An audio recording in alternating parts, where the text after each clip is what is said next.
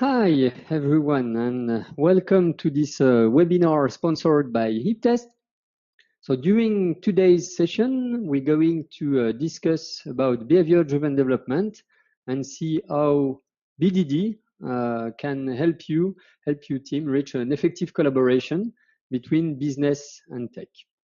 First, a few words about the presenters. I'm Laurent, the product manager and one of the co-founder of HipTest. I'm used to speak, to tweet, and also to blog about testing in DevOps. So if you are interested in those topics, then feel free to jump in the conversation and follow a blog post. I will run this session together with Vincent. Vincent is part of HipTest dev team, and Vincent is the main contributor of HipTest Publisher, that's the famous open source framework that enables to generate scripts and integrates with a lot of test automation framework in the market. So during this session, you will have the both point of views, one from the product and business side, and the other one from the development side. So this is the agenda of this session. I will first start to discuss the communication gap that we traditionally have between the business and the tech guys, and introduce behavior-driven development. This approach to development that really enable to streamline the communication between these two type of teams. We will, during this webinar, also see some concrete examples. So it will not just be general principles, but also a demo with good practices on how to define features or to design new BDD scenarios, and also how to automate them and integrate your practice with the CI process. I will also discuss the benefits of living documentation. When all your BDD scenarios are automated and integrated as part of UCI, you will see the value of this living documentation. And I will end up with a success story so by Parkeon, who is one of our customers that used BDD at scale on a very large project. So there are many learnings that we can all get from this very, very interesting project. So let's start with the communication gap. So this is traditionally what tech teams and business teams face. We have this gap between the business expectations, the way business users or the marketing, the product managers, the features that they want the tech guys to develop, and the difference between what the tech guys themselves, so the developers or also the testers, the ops, what they have in mind when it comes to develop the required feature. So the lack of communication and the lack of collaboration between these two different teams usually leads to loss of time, waste of money, and also a lot of rework. So everyone speaking its own language. And by rework, I mean if you work by iterations, you deliver the first iteration, and you just realize that what you delivered doesn't exactly meet the business requirements, so you have to iterate again. Of course, it's better if you have short iterations. This way you can get feedback earlier. But what if we could, by design, develop the right thing without having to iterate many times before meeting the business expectation? So this is what we're going to see during this session, and how behavior-driven development can enhance and streamline the collaboration between all the stakeholders, from the business, marketing, product owners, business users, and also all the tech guys. So let's start first by an introduction about behavior-driven development. BDD is first and foremost about having a conversation between all the stakeholders about the feature that we want to develop and having this discussion before starting investing a penny in the development. So we have all the team members around the table. So it can be a virtual table, but typically we should have the product owner, maybe the marketing or some business users. We have the developers, the testers, and the ops if you are a DevOps teams, and all together we discuss the new feature to develop with the different use case, the different acceptance criteria, and we try to create a shared understanding before starting development. So this is mainly what BDD is about. This is definitely not just about test automation. So usually some people think that because they use Cucumber or they use Jasmine, SpecFlow, and I could mention a dozen of other test execution frameworks, that they do BDD. No, it's just a tool or just a test automation framework. It doesn't mean that you do behavior-driven development just because you use one of these tools. So test automation contribute to BDD. This is part of the process, but this is not the starting point, and this is not the most important thing about BDD. So the main important thing is, as I mentioned earlier, having this discussion between all the team members and creating a shared understanding based on examples. So my favorite definition of BDD was coined by Dan North. So BDD is using examples at multiple levels to create a shared understanding and surface uncertainty to deliver software that matters. So creating using these examples to define the behavior of the feature before starting development, remove a lot of ambiguities that we have.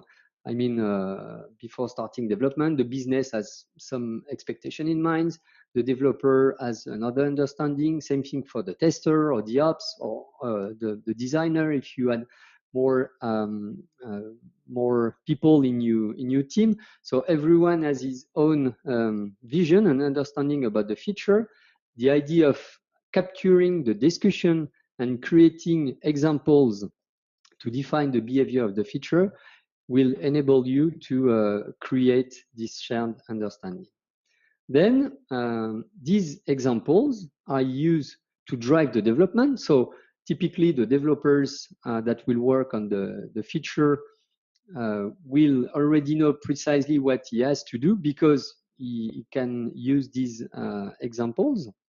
And these examples will define the stop for him. So he will know by design that he met the business expectations once all the examples that were defined previously and that are used as checks now pass. And if you automate all these examples, all these acceptance criteria, you will get what we call living documentation. So this is a living documentation because not only these examples are used as specification and documentation to drive development, but because they are executed as part of the CI process before every release or every deployment, these examples reflect the true state of the system. So that's the big difference between a Word document that will never be in sync with your real application and what you can achieve with BDD and with this living documentation. So we have these three, I would say, stages of the rocket. The first one, which is and the most important one, having the discussion. The second one, which is using these examples as checks. And the last one, which is living documentation. So yeah, when you automate the test, you clearly, and when you have this living documentation, you have a clear vision of, for each feature, what are the use case that pass and the one that failed. So the use cases that are broken for the given feature. This is one of the questions that we usually have, which is how BDD is different from testing. So it's two different things. BDD is not only about testing. the idea to use your BDD scenarios to create a shared understanding and to drive efficiently your development will enable you to develop the right thing.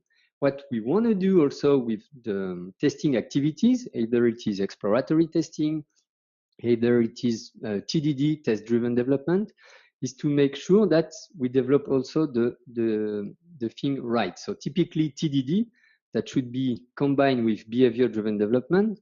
So test-driven development will enable the developers to make sure that they develop using a good design. This is what TDD is used for.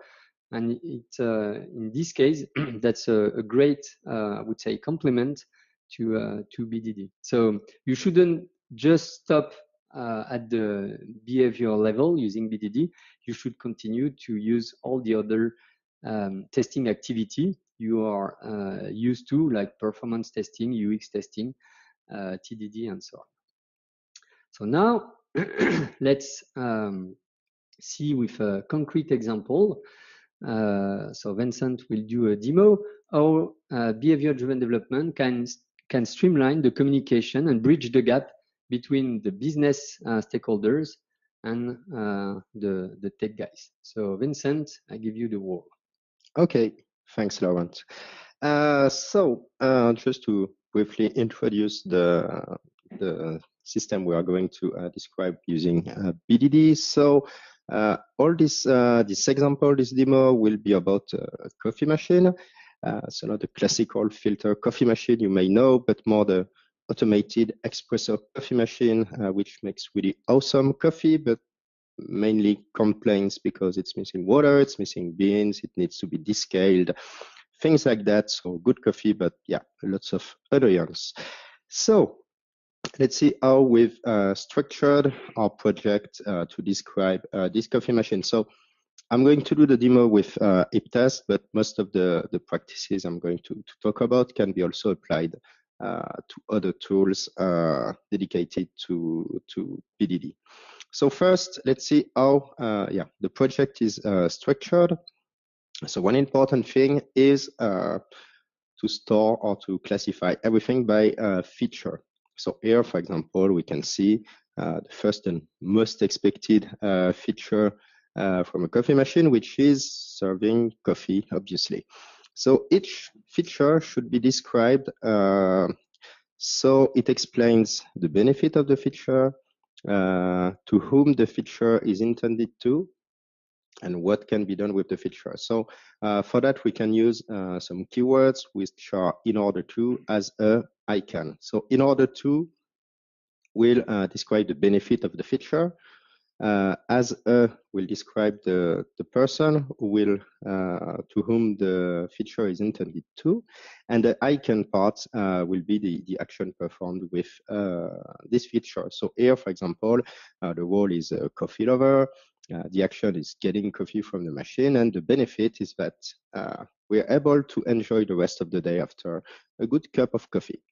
Each of those features can then be refined by one or multiple scenarios.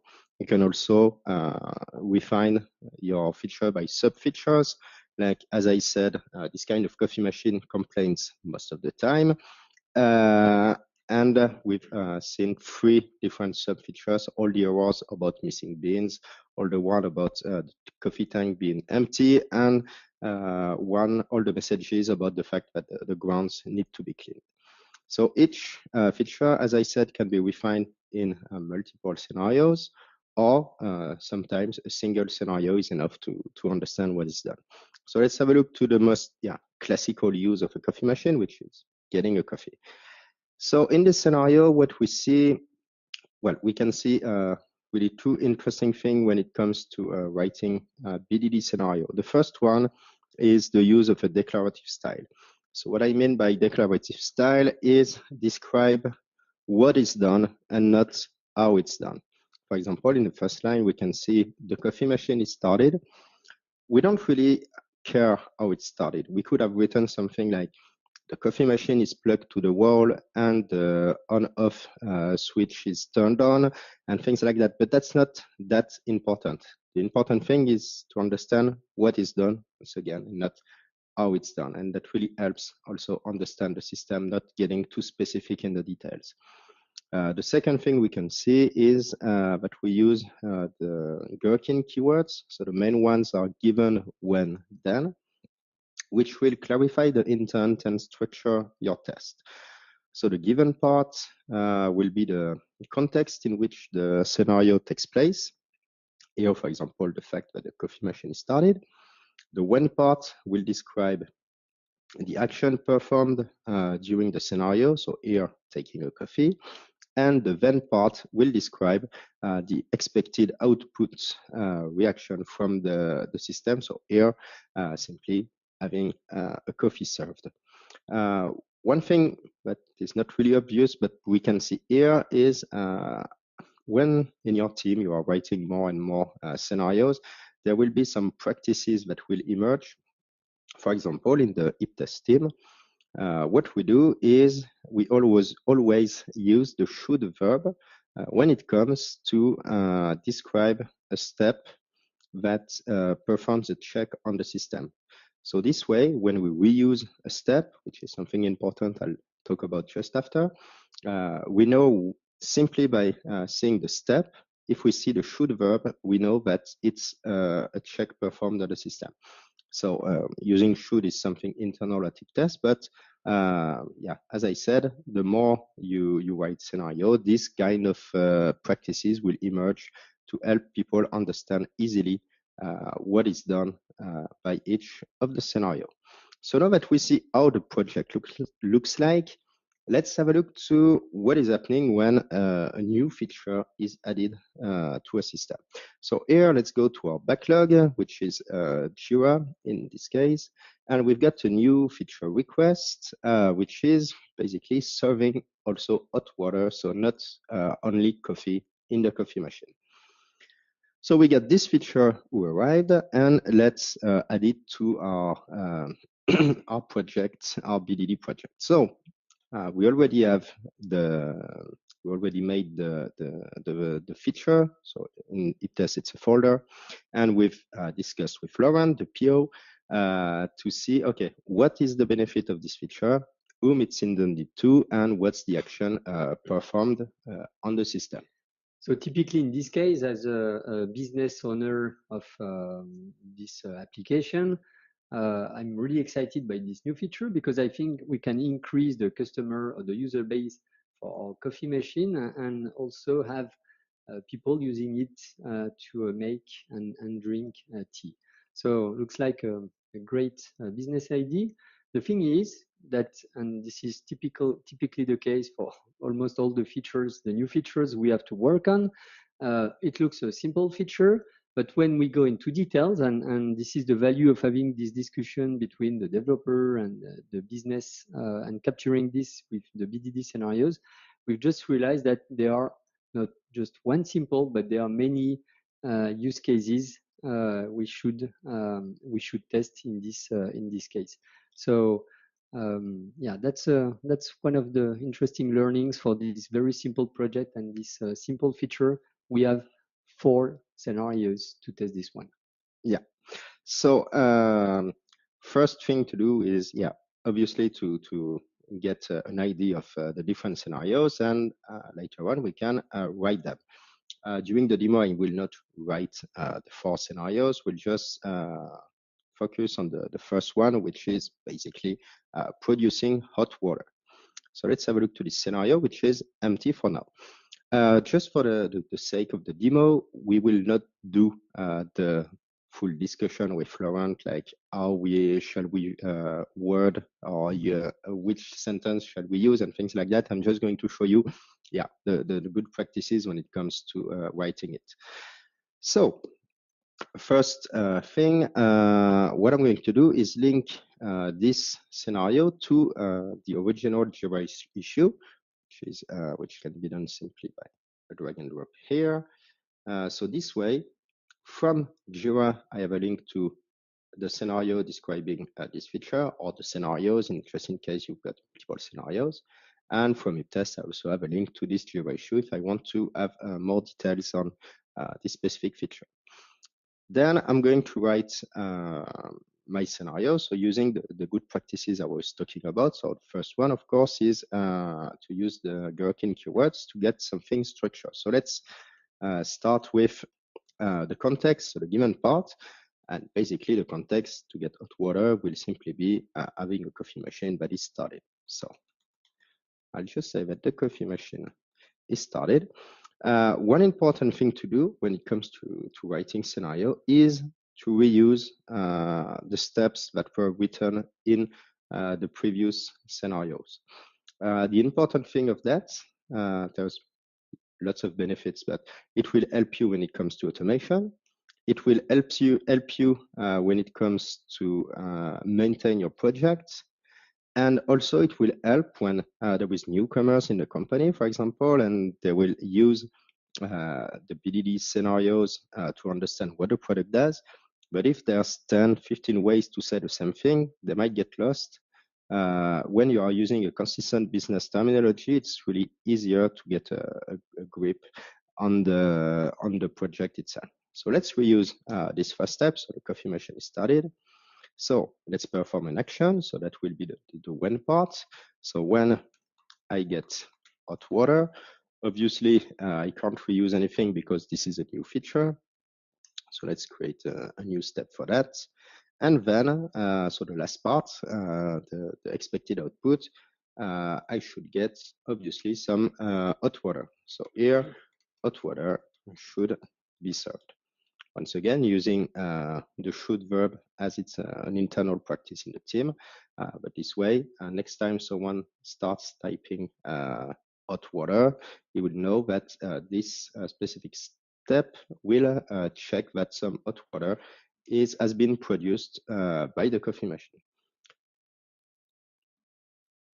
So let's wrap up the good practices. So these are the different good practices that we've seen during Vincent demo.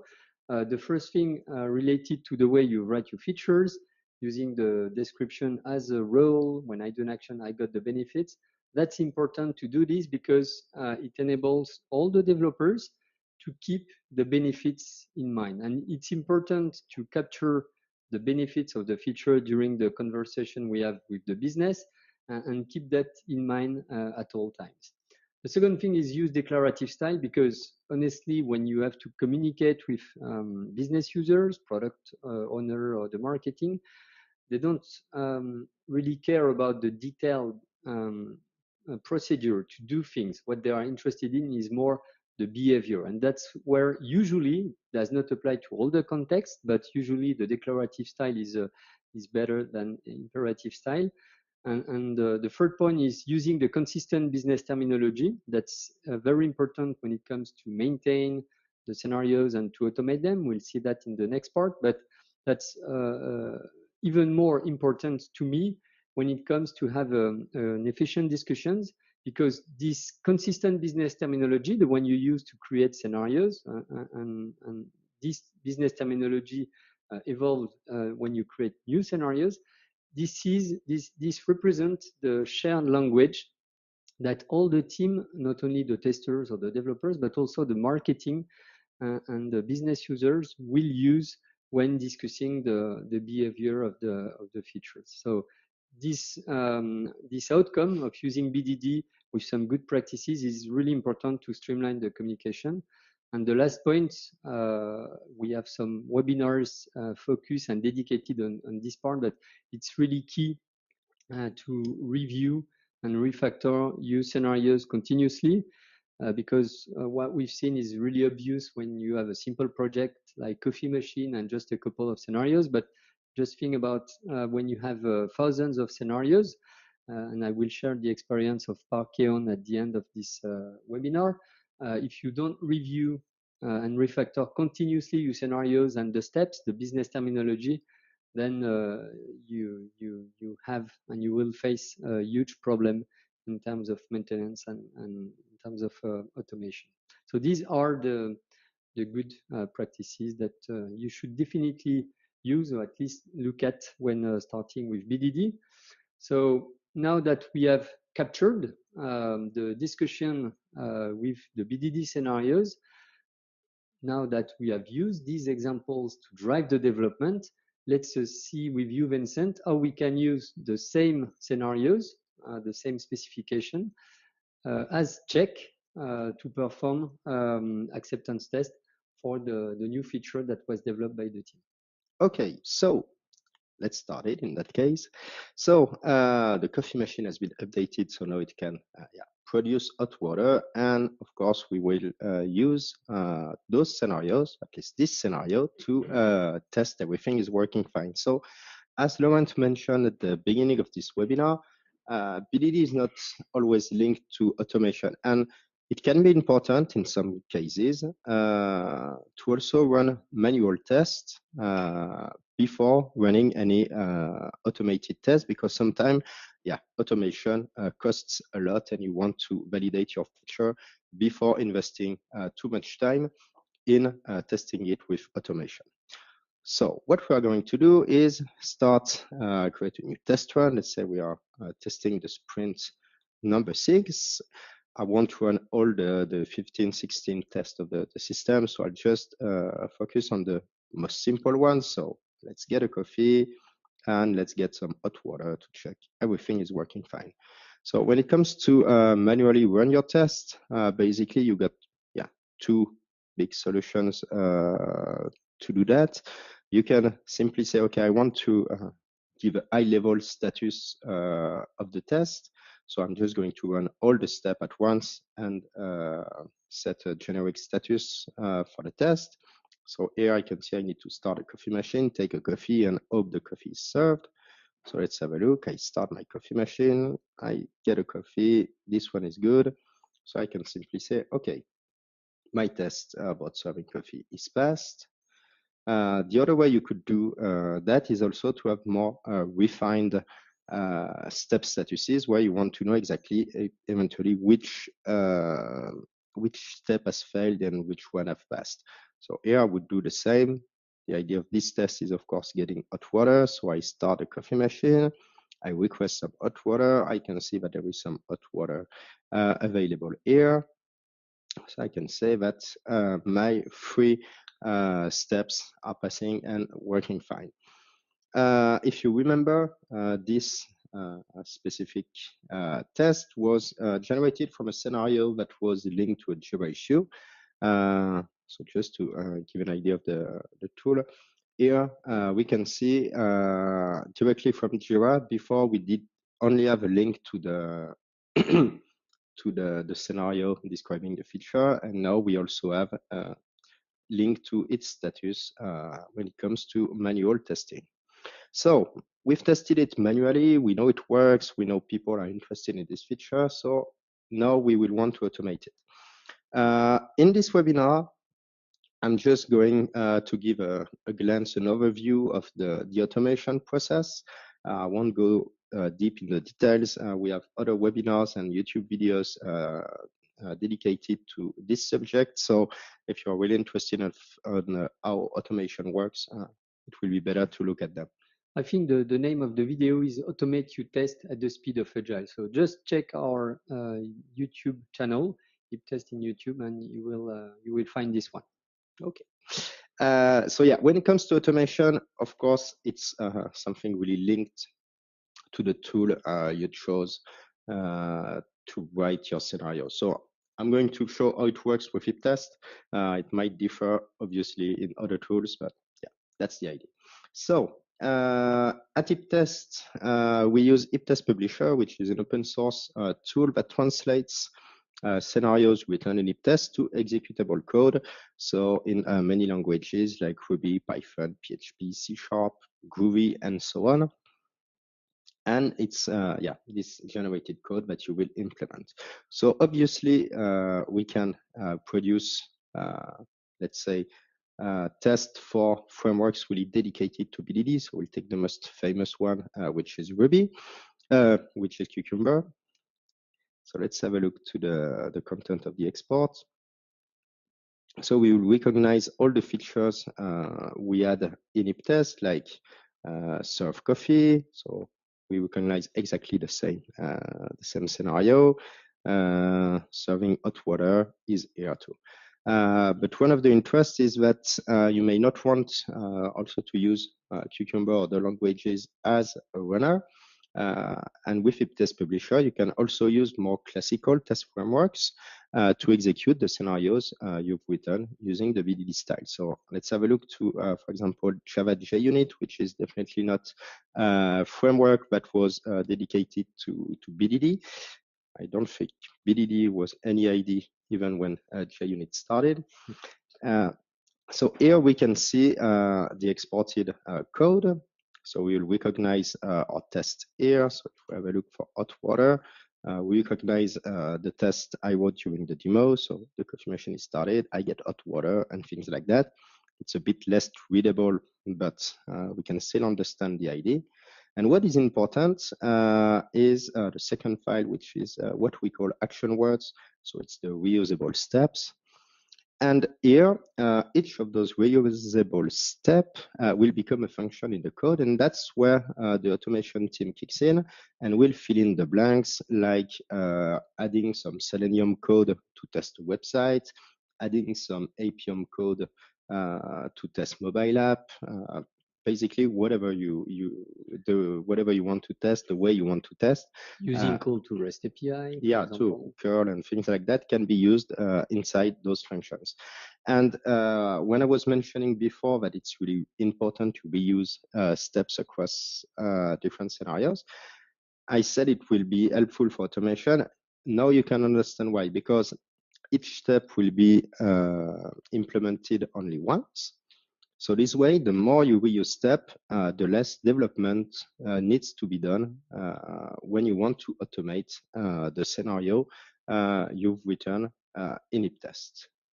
So yeah, that's it, Vincent, for the automation part. But what about the integration with the CI? So when it comes to integrate with the CI, it's once again relying on Hiptest Publisher. And the idea is to create a test run which is dedicated to the continuous integration. So here we called it CI with lots of imagination. And in this test run, you will only place the scenarios that are known to rely on fully automated action words or reusable steps. Of course, you don't want to execute a test that is not ready yet for automation. And basically, the only thing you have to do is to copy paste those two command lines here inside your CI job configuration. And the first command line will fetch the test directly from this specific test run. So this way people can keep on working on the scenarios, refactoring them, creating new ones without impacting the CI process. Then you run your test, and after that, you can use the second command line, which will push the results back to Hiptest. And here, for example, we can see that we got 10 different execution, and in the not the last one, the one just before, we had 4 tests that failed on the 15 tests we've got in this specific project. So yeah, thank you for this demo and showing us how behavior-driven development can help us to capture the discussion and create these BDD scenarios with some of the good practices that we should use. Also showing how to automate these scenarios using multiple frameworks. Once again, BDD is not tied to a particular framework like Cucumber or SpecFlow. You can use whatever you want. And so now I'm taking the wall back. And what we're going to see is the living documentation. So here with the living documentation of the feature serve hot water, this is the same feature as the one we've seen with the code, the Java code that Vincent did generate previously. So we have the view that can be used by the developer, the code, and now this is the view, the living documentation that we can use as a business owner, as product owner, marketing, or business user.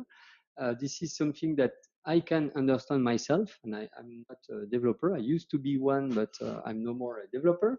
And for me, this is pretty easy to understand. And the great thing with the living documentation is because the scripts that we have generated with HipTest Publisher are executed before every deployment or before every release as part of the CI process, I'm sure that this documentation here reflect the true state of the system. If at some point we have a failure, I will see this directly from my living documentation. So I know precisely as business owner which use case pass and which one fails. So that's the value of using BDD. And this is with this kind of approach, and also it has to be supported by some tools.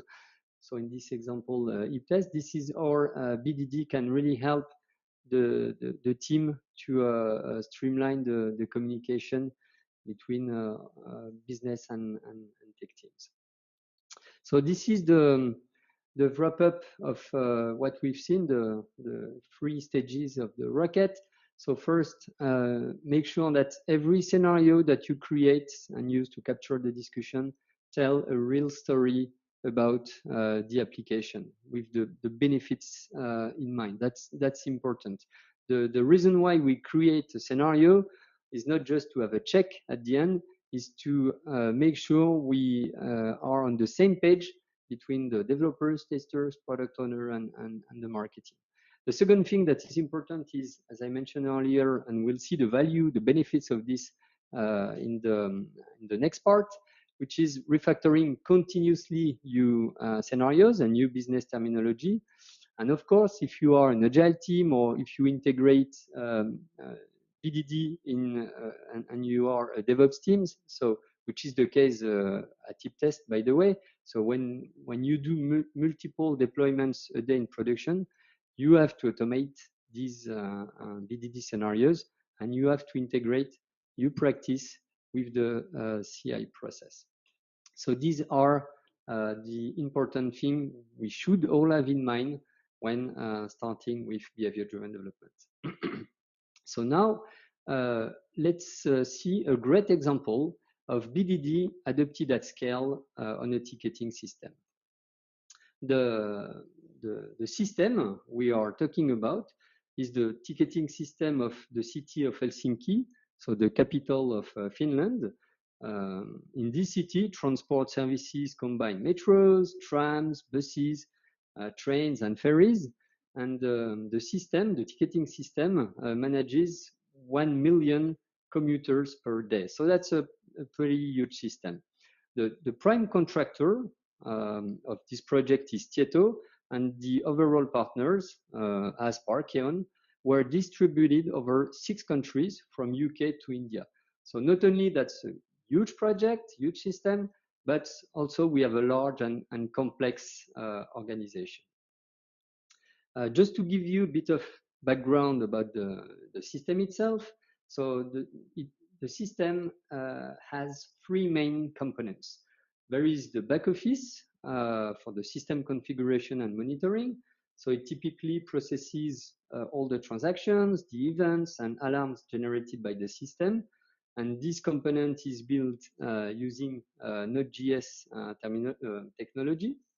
We also have the remote sales server built using web services, and they are integrated. These web services were directly integrated by Tieto into sales points and services points. It is also developed using Node.js. And finally, there are the onboard and on-street devices that distribute, validate, or control transport tickets.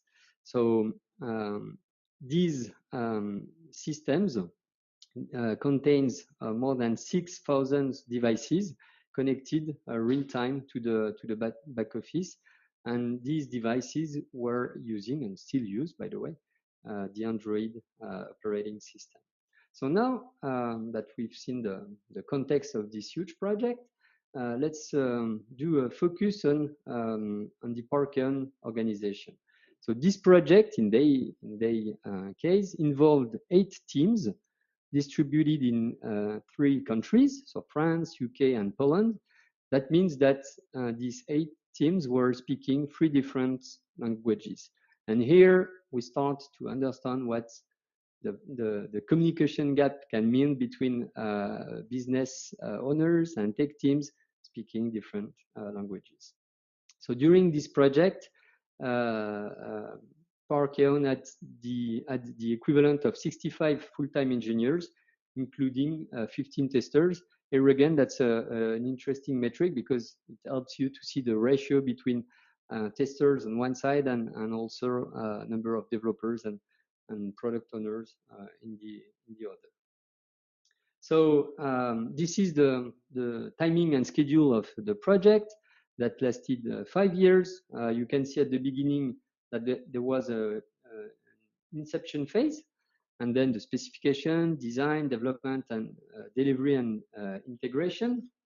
So from 2014, Parkeon switched to the agile methodology, and they started to use behavior-driven development to perform the design, the development, and the delivery of this project.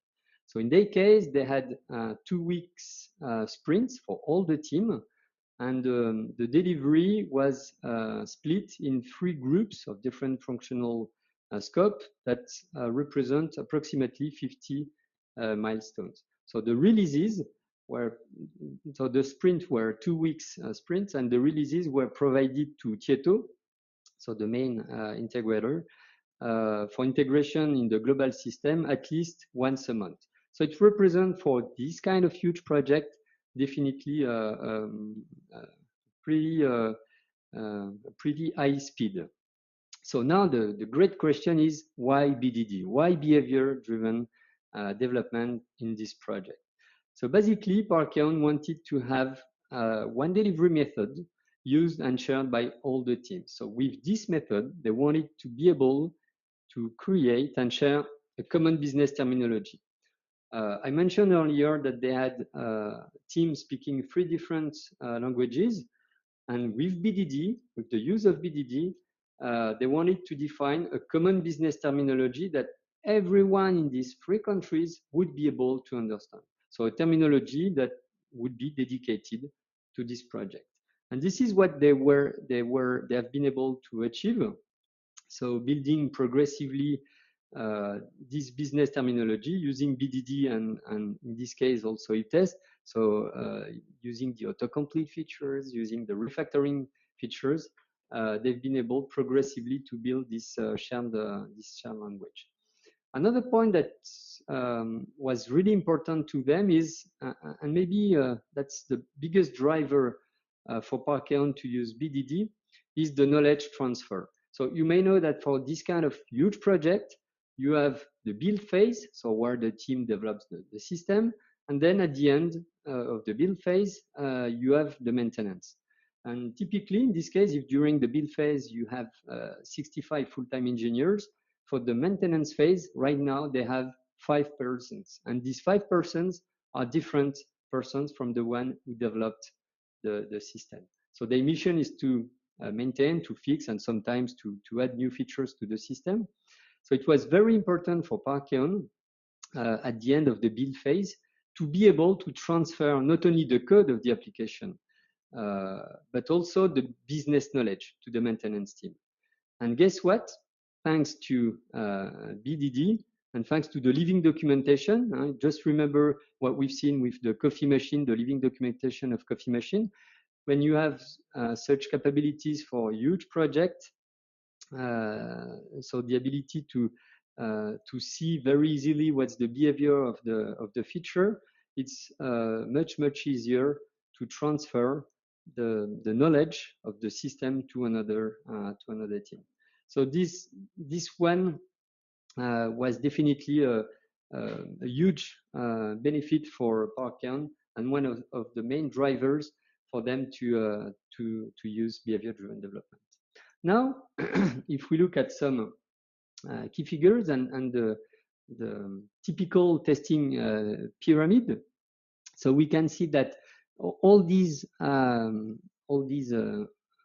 scripts here are BDD scenarios, and they are BDD scenarios used as acceptance criteria, but at different levels of the system. So they had for this system 200 end-to-end scenarios, almost 500 system scenarios, around 1,000 at the integration module level, and approximately 1,640 at the module level. So all these are BDD scenarios. We are not talking about unit test developed by the developers, because we would have in this case much more tests.